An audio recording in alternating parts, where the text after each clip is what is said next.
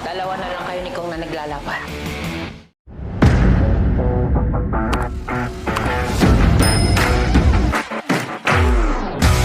Pagkatapos mahuli si David ng Red Phoenix, agad siyang itinali sa gitna ng hideout.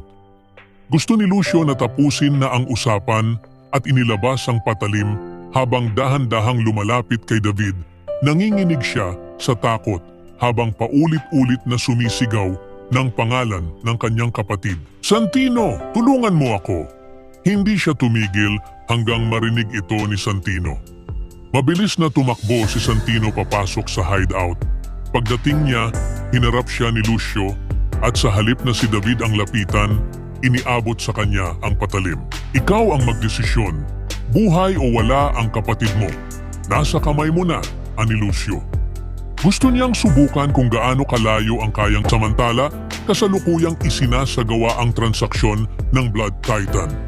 Pinakita ni Divina ang diamante sa mga foreigner at inilahad na ito ay isang national treasure na nagkakahalaga ng higit 500 milyon.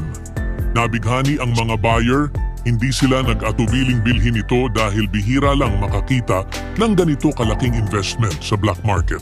Habang abala sa negosasyon, kumilos na ang grupo ni Tanggol. Inutusan nila si Owen na maglagay ng tracker sa sasakyan ng mga foreigner para malaman kung saan ang direksyon ng mga ito pagkatapos ng transaksyon. Kailangan nilang maging mabilis at hindi mapansin. Pagkakalagay ng tracker, agad nilang natukoy ang lokasyon ng convoy ng mga foreigner. Nagsimula nang gumalaw ang grupo ni Tanggol, may oras pa sila para maabutan ito bago makalayo. Habang patuloy na umaandar ang plano, si Tanggol ay nag-imbita kay Miguelito na magkarera. Ang dahilan niya, celebration daw ito ng kanilang matagumpay na deal. Pero sa totoo lang, distraction lang ito upang mapanatiling abala si Miguelito habang umaaksyon ang grupo ni Tanggol. Nagsimula na ang karera, ramdam ang tensyon sa bawat tunog ng makina. Si Tanggol ang nangunguna, pinapakita ang kanyang galing sa kalsada. Ngunit hindi rin nagpapahuli si Miguelito.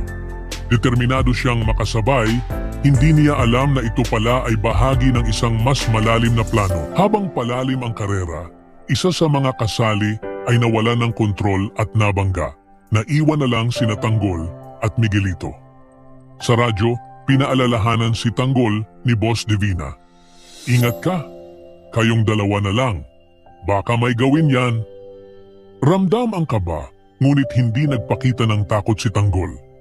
Alam niyang mas importante ang misyon kaysa sa takot. Habang patuloy na umiinit ang tensyon sa pagitan ng magkakakampi at magkakalaban, unti-unti nang lumalalim ang mga desisyong kailangang pagpilian ng bawat karakter. Si Santino, na ngayoy inilalagay sa isang imposibleng sitwasyon, ay kailangang pumili sa pagitan ng Red Phoenix at ng sarili niyang kapatid. Samantala, si Tanggol ay patuloy sa pagpapanggap kay Miguelito, ginagamit ang karera bilang distraction upang maisakatuparan ang kanilang lihim na operasyon. Sa gitna ng mga panlilinlang, paninindigan at pagsubok sa katapatan, isang bagay ang malinaw. Lahat sila ay may kanya-kanyang laban at hindi pa ito ang katapusan ng digmaan. Ang inyong saloobin sa comments section. Huwag kalimutang mag-subscribe at i-click ang notification bell ng Batang Quiapo. Maraming salamat sa panunood.